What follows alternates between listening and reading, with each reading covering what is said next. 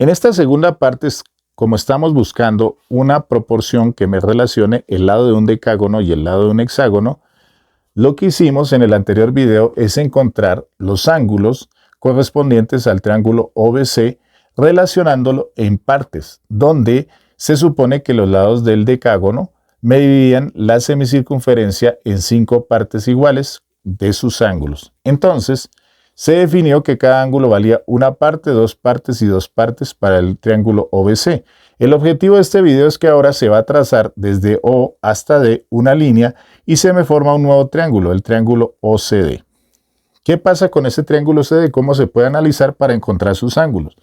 Primero, por la proposición 15 del libro cuarto, nos dice o se hace la demostración que el lado de un hexágono es igual al radio de la circunferencia en el cual está inscrito ese hexágono. Por lo tanto, OC es el radio de la circunferencia y va a ser igual a CD, que es el lado del hexágono, porque ambos son igual al radio. Eso es lo que se acaba de mostrar. Entonces, no se acaba de mostrar, sino está demostrado en esta proposición, de la cual hice un video que las invito a que lo vean, donde demuestro esa situación. Entonces, ya teniendo esta situación, ¿qué se puede hacer? Pues si el lado C y el lado CD son iguales, quiere decir que es un triángulo isósceles. Entonces, como es un triángulo, el triángulo OCD es isósceles,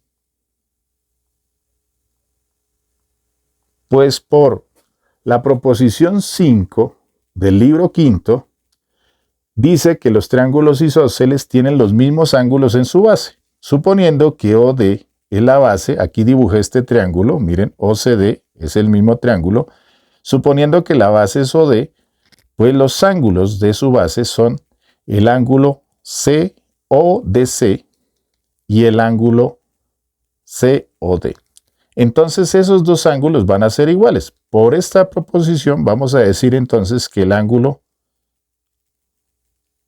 COD es igual al ángulo ODC. Ya teniendo que estos dos ángulos son iguales, ¿de qué nos sirve eso a nosotros?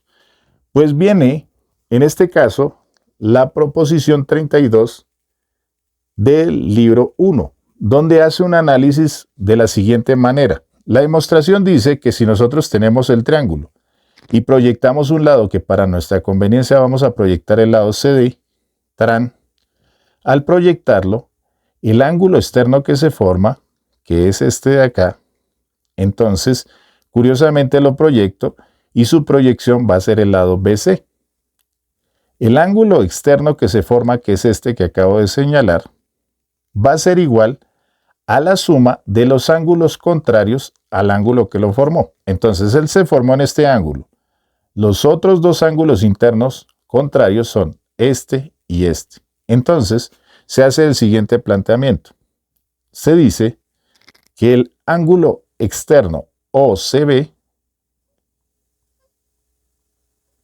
es igual a la suma de los dos ángulos internos opuestos a él. Entonces será igual a la suma del ángulo COD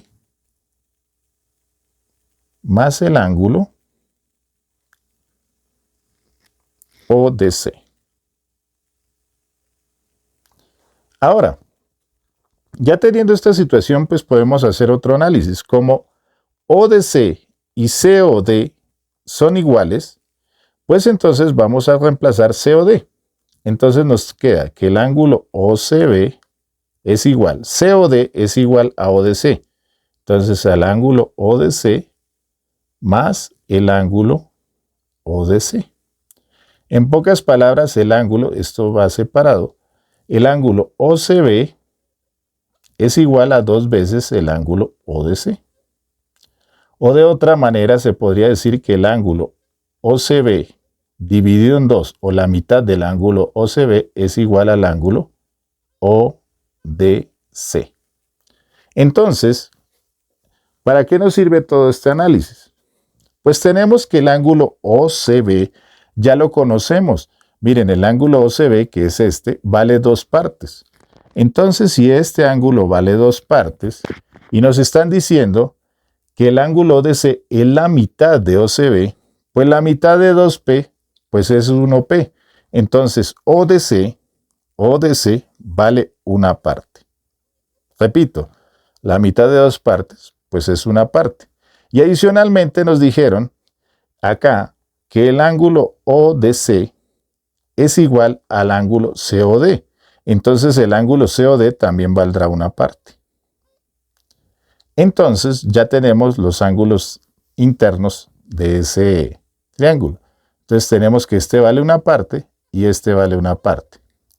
Ya por simple inspección y con la relación que en esta misma proposición, la proposición 32, se dice que los ángulos internos de un triángulo equivalen a 2 ángulos rectos, es decir, a 180 grados, pues recuerden que 180 grados son 5 partes. Entonces aquí tengo una parte, aquí 2 partes, pues el ángulo de aquí valdrá 3 partes. Y con eso hemos encontrado todas las posibles opciones, o en pocas palabras, hemos encontrado los ángulos internos de ese triángulo. Realmente para el análisis final, el ángulo OCD pues no se utiliza, pero bueno, lo hemos encontrado para hacer el ejercicio completo.